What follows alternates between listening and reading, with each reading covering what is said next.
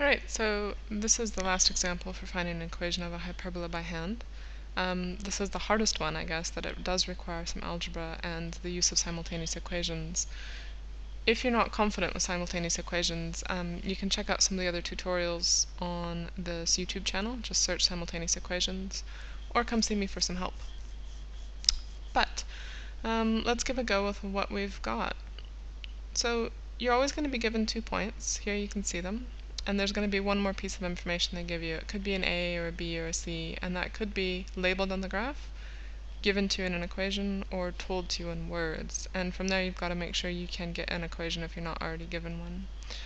So in this case, find the equation of a hyperbola given the vertical asymptote is x equals -1. And I know that a vertical asymptote of x equals -1 is over here. That's my left-right shift. That's this guy. So they're telling me that c is equal to -1. So let's go ahead and plug that in. Y is equal to a over x minus a c. So minus a -1 gives me a +1 plus b. So now I've got some information, and I'm going to write that out a second time. Y is equal to a over x plus 1 plus b. And the reason I'm doing that is because I have to develop 2 equations using the 2 points they've given me. -3, 2 and 0, 5. So I'm going to take those and plug them in. Remember that points are always x, y. So I'm going to take the -3, 2 and put that into one of the points. So in this case, y is 2 is equal to a over x is going to be a -3, so -3 plus 1 plus b I don't know. And for the other equation, using 0 and 5, y is 5, a I don't know, 0 for x plus 1 plus b. So that's the information that I've got so far, and now we need to start to just use brute force algebra. Rearrange and solve for it. So, simplifying first, I know that the bottom of the fraction on both of those can simplify and give me 2 is equal to a over -2 plus b. And going further, I can times everything by -2. So if I times everything by -2, those will cancel, and I've got -4 is equal to a plus b. Oops, that's b times -2. So that's minus 2b. And I'll stop there and take a look at simplifying the next equation. So a over 0 plus 1, that's just 1. And a divided by 1 doesn't change anything, so I'm just going to write this out as 5 is equal to a plus b. And that's a pretty straightforward equation. Now the next thing I need to do here is, because I've got 2 variables, 2 unknowns, a and b, and I've got 2 equations, I need to use a simultaneous method to solve them. And for me, I'm going to prefer the substitution method. So I might just solve for a here. So if I subtract b from both sides, I get 5 minus b is equal to a.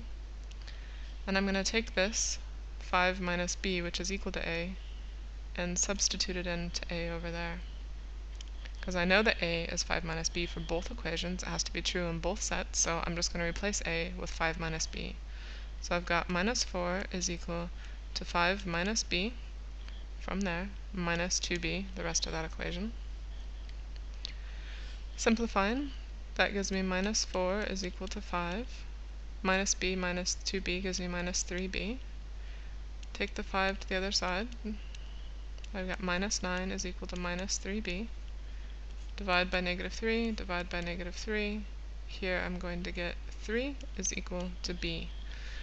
So that's pretty cool. We've found one of the things we need to. We now know that b is 3. Our next step is going to be to take that and actually plug it back in to figure out what a is. So we'll put it back up here. Now that I know that b is equal to 3, I can say 5 minus, instead of b, I'll say 3 is equal to a. So 2 is equal to a.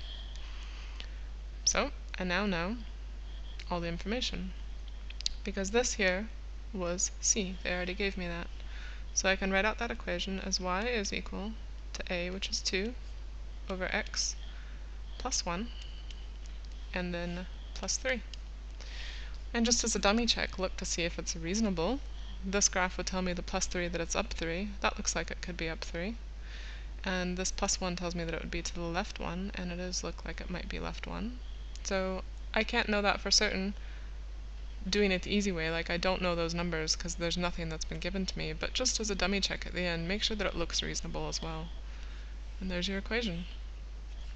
So again, that's the substitution method for simultaneous equations. Take a look at a video on that if you need to, or come ask me for help. And yeah, make sure that you get an equation, and you should already know one piece of information. If you still don't know A, C, or B, you're in trouble. Look closer at the graph, or look at the word problem, see what other bit of information you actually have been given, and put it in, knowing that it could be A, B, or C that you know. From there, plug in your 2 points, use your simultaneous equation methods, and come up with your actual equation at the end.